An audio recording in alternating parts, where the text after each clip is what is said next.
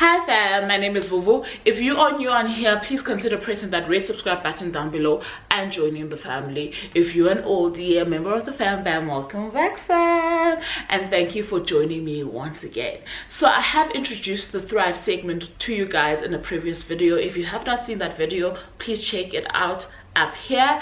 And basically on this segment, I've got a few sections that I will be covering from time to time. I'm hoping as often as I can in a single month, and one of those sections is the personal section. This personal section is really very similar to my Tea with V section, Tea with V section that I had on this channel a while back.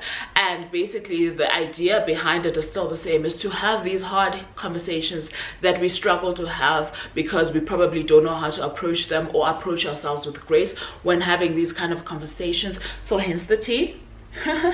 Today I'm having a watermelon and mint tea.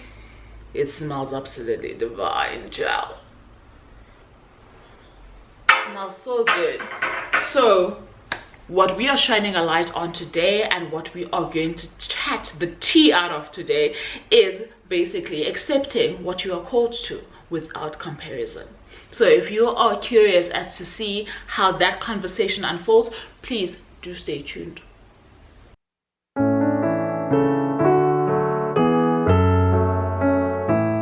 I was sitting thinking about a lot of things in my life, right? You will find that if you are in a space of creativity, that seldom anything is new under the sun, right? Whether you're an author, you're an artist, you're somebody who loves gardening, you are a homemaker, whatever it is, you'll find that somebody else has something similar or is interested in something similar to yours and might go out there and actually go and venture out and actually do the thing that you've been procrastinating on doing, or do the thing that you want to do and probably even do it better than you. So the conversation that I've been having is, just because that can happen does not diminish the fact that you too are called to this thing. So somewhere along the line in life, we got to a point where we started believing that there's not enough room for everyone in different things, right? Or we started encountering people who are hogging certain spaces and making it seem like you had to be this extremely chosen person in order for you to enter those spaces. And then we started speaking down on ourselves, started doubting whether the passion that you have for this thing is actually going to sustain you to be able to sit there and do what you need to do. And I'm here to tell you that as long as you call to it, it's for you, and it's for you, and it's for others. So the thing with something that burns as a passion, right? Some people will call it a calling or whatever the term that they want to put into it. But the thing with something that gives you sleepless nights, that burns so brightly and so furiously within you, is that it is meant for you and it is meant for sharing. Both the people that consume it and you as the creator will derive some kind of joy and some kind of lesson or messaging from it. It's the kind of thing that doesn't let you go because it doesn't want to be let go of, if you hear what I'm trying to say. You have to, for your own personal development, in terms of who you become later on in life, how you frame your character, how you frame your personality, that thing that won't let you go, it requires you to attend to it. I don't know how else to put it, but it is the thing that will change your life. I have absolutely no doubt about it. And it might not change your life in terms of, because we're always looking at life in terms of what's my next trajectory, how successful can I become in a certain thing, how well known can I get in this thing, how much impact can I, not necessarily in that certain sense, but it will transform your view of how you view your life and life in general, as well as how you live your life. The lessons that I learned in solitude, right? Whether you are, let's say for example, a content creator and you're sitting there having to sit in front of the camera on your own, figure out a way to take these videos, figure out how to use a camera, etc., etc. Those things that are done in solitude build more than just the actual skill that you get at the end of it. So you don't only build the skill for taking videos, taking photographs, or whatever it is if you are somebody who is using a camera, but you also learn the skill of being patient, of being able to frame and foresee something before it actually happens, and that can translate into your day-to-day living. You also teach yourself that there are things that you can actually do and do them well. Whether or not 10 people look at your picture or view your video, the fact that you are able to start something from start to finish and produce it and be brave enough to give it to the world is already a journey that is transforming you, right? And if that one person sees it and takes value out of it, then you have not only transformed your life, but you've made an impact in somebody else's life. I think that we are always searching for the big numbers, and if we don't see how this is going to happen for us, we want to let it go. I know that this has been my struggle with my YouTube journey, child. I don't know how long I've been on this here app, okay, and there are certain things that just have not been working out for me, and I've had to sit down and say, why is this not working out? Fair enough, I know where I'm to blame. Don't get me wrong, I'm definitely a very introspective person. I know what I've done to stall that progress, but at the same time I know what that progress being stalled has taught me. I hope that makes I hope that makes sense. Water break, child. So as much as that was a little bit preachy, this video is actually for the people who actually do take the plunge and do come across people in their spheres of interest who have the same interests as them and actually make it, and they start thinking that because their time hasn't come, this thing is not for them. And I truly believe that that comes from a place of comparison. And in as much as it's all cliched, there's only one you, and there's only one, how do I put this, there's only one you, and no one else can do what you can do. I know that is cliched, but it is the truth. So we might all be doing the same things, but because of your who-ness, who you are, a million people can consume all of us, because we all bring something different to the table based on who we are. So there's no comparing that. I can't compare myself to the next person because they're not me. For them to be me, they'd have to have lived the exact same life as me, have to have garnered the same exact life lessons out of life that I have to have had the same experiences that I had in order for them to turn out exactly as I am and to try and do this thing the way that I have. And that is impossible. That is impossible. It's not even improbable. It could never happen. So the fact that you are here doing the thing that so many other people are doing and still wanting to do it like the next person, or wishing for their success or their ability to do something that you can't do within this sphere, is actually, for lack of a better word, very shameful. Because you are not giving yourself the opportunity to figure out how you can do this the best way that you possibly can. Yes, we can learn from each other, don't get me wrong. What I am talking to is that whole comparing, that, oh, I've been doing this for so long, here comes so and so, and they are getting this right from the get-go and they are thriving. They're not you. That's their path. You are on a different path. But I do have some tips for you guys for when you feel like you want to go back to that comparison spot, right, where you feel like you're in this dark space where you don't see any progress. And you know what, that there's an image that always does the rounds. I'll probably find it and share it on here, where when you just feel like giving up, it's just when you're about to hit the treasure, right? And when you find yourself in that dark spot and you're like, I'm just gonna let this thing go, after years of you plowing and working hard to make sure that this fruit bears, this tree bears, making sure that this tree bears some fruit You want to give up just as you're about to hit the sweet spot. So when you find yourself in those moments of, is it time to just let this thing go? I would say the first thing that you should question or should look into is, are you still dreaming about this thing? Because for as long as you're dreaming about it, it's not gonna let you go. I've had to learn that lesson the hard way, child. I've learned that lesson the hard way. For as long as it is a consistent dream in your life, it is not going to let you go. Are you willing to wrestle with this dream for the rest of your life and then wake up 5 years down the line wishing that you had done it 5 years before? So when you hit that spot or that place, the dark place in your life where you feel like this is time for me to give up, I'm just not okay, and you're like, okay, fine, maybe I'll press pause. During that pause break, ask yourself, is this thing still haunting you? For as long as it haunts you, that thing belongs to you. For whatever impact, big or small, that you are meant to have in that arena, for as long as that thing is haunting you, this thing is meant for you, and you are meant to honor yourself in actually committing to doing it. Number 2, when that dark time does come along, you need to also ask yourself why. Why do you think that this gift was given to you? And why?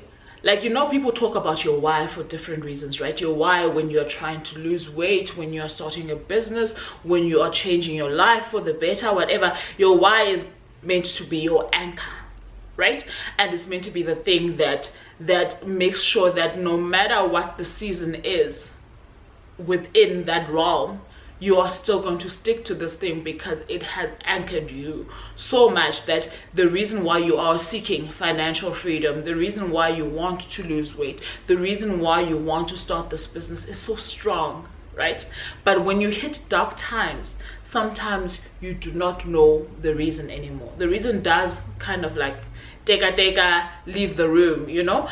The why that I want you to ask yourself is, why would you not want to continue? And juxtapose that against the why would I want to continue on this journey.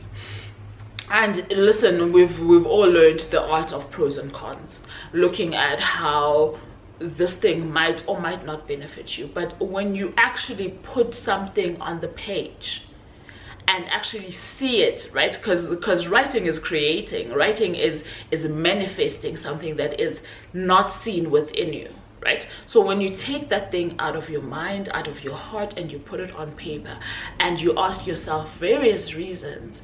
Yes, you might have had your reason, your why reason, that is your anchor to start with, but right now you're asking yourself, why should I continue? Be honest with yourself. Write it down. Look at the information that you have garnered from your internal self, right? That is now presenting itself on paper. And ask yourself, is it worth it to let it go? Usually it isn't. I'm talking about something that won't leave you alone. And then the third thing, when you are finding yourself comparing yourself to everybody else who's doing the exact same thing as you, is also to just remind yourself, take a self-care day, child. Remind yourself of who you are. Because I think we so often find ourselves in situations where we have to force humility, or we have to be gracious, or we have to accept that everybody else in life has gone through stuff and has gotten through it. You get what I'm trying to say? So in those moments, I think you do need to reflect on your journey. You do need to sit there and say, look how far I've come. Look at what I have achieved against the odds. Look at me. No one can do what I do the way that I do it. They can try, but no one can do what you do the way that you do it. It does not matter if you trip and fall along the way, if you stumble your way to the finish line of whatever it is that you are on a journey of. No one, even if they were to mimic your moves, can do what you do the way that you do it. That should then be a thing that reminds you that there is space. For as long as you breathe, there's space for you in whatever sector that you feel that you are called to. The fourth thing that I want to talk to in terms of things that you could look into as remedies for these dark seasons is also giving yourself time off. I think that we are in such a toxic culture of productivity. We're always on push, do all the time in every arena of our lives, whether it be friendships, relationships, at home. Watch this, do that, be sure to be present for this. Now there's the new trend of this, you have to be part of that. There's a new listen. Sometimes you just need to breathe. Yes, not everybody's gonna understand it, but it is a kindness to yourself to stop yourself before you reach burnout. Sometimes the darkness comes because you have not allowed yourself the time to recuperate, right? Because creating, and I'm saying creating because yes, we are here on YouTube, but everything else that you do, even if you are a homemaker sitting at home, you are creating an environment in which your family feels seen, feels loved, feels that kind of thing, which is literally life. Creating is life. Creating is exhausting. Can't kill yourself over it. If you want to keep creating to your optimal, you have to figure out how to take a break. Take a break. And obviously your breaks must make sense, right? You can't take a break for your but you need to take a break so that you can recharge, so that you can continue to give out the best of yourself in that specific space. So take a break. Then the last thing that I do want to share around this, there's a lot of tips that you can obviously get around this topic, but there's other things that I feel have also helped me get out of slumps that I felt when I felt like I'm starting to compare myself. I'm starting to feel like I'm not enough in this space. I'm starting to feel like I need to be doing more. I'm starting to feel like this person is doing better than me, and because of that I feel like that means I need to start doing more than what I've already done. The thing that I will always advocate for is to master your craft. I don't know how else to put it. To master your craft. So do not let complacency in terms of knowledge settle into you, because the minute that you miss a single thing in the sphere that you are operating in is how quickly other people will move ahead. And there's nothing wrong with people moving ahead. Remember, I did say that there's space for everybody, but sometimes you start feeling despondent, you start feeling feelings of negativity because you have not played your part. And by mastering your craft, I'm not saying enroll into every short course that exists about whatever it is that you want to do. I'm saying practice, master, get to understand yourself within that world in terms of, this is the kind of, let's say you're a visual artist, this is the kind of visual artist that I am. This is how I communicate through pictures, through images. This is how I want to do this. Okay, there's a new editing tool that has come through. How do I figure myself out in that space of this new editing tool? How do I, and that's not like I'm saying you don't have to take a course for that, but when you have some downtime, fiddle with the thing that you are looking to progress in, right? It's the same if it's weight loss. If there's a new thing that's doing the rounds, I'm not saying jump onto every weight loss trend that comes along. I'm saying figure yourself out in light of that. Find out why there's a little bit of noise, and that can literally take 10 minutes on the couch, you scrolling through your phone, figuring out what this new thing is. Is it for you? Is it not for you? Moving right along. But I'm saying stay curious is what I'm saying. Stay curious about the thing that is pushing you, the thing that is haunting you, the thing that will not let you go. And when you do all of these things, yes, you will not have time to compare yourself, but at the same time you will start understanding how you fit into the bigger puzzle. as your unique being, that it doesn't matter who else is succeeding. In fact, you want to cheer them on because you want them to succeed. You want as many people to be within the space as possible, because the more people that are there, the more you understand that there is room for you. So that brings me to the end of this Thrive Personal Tea with V moment. I hope you have enjoyed this. I tried to articulate myself as best I could. I hope you took something from this, right? For those dark seasons, I hope that you are able to say to yourself at any given point in time, no matter what it is that you're seeking, that what you are seeking is truly seeking you, and it will not let you go. So you need to remind yourself that there is room for you. Until next time, I love you very, very much for choosing me, and that's bye for now.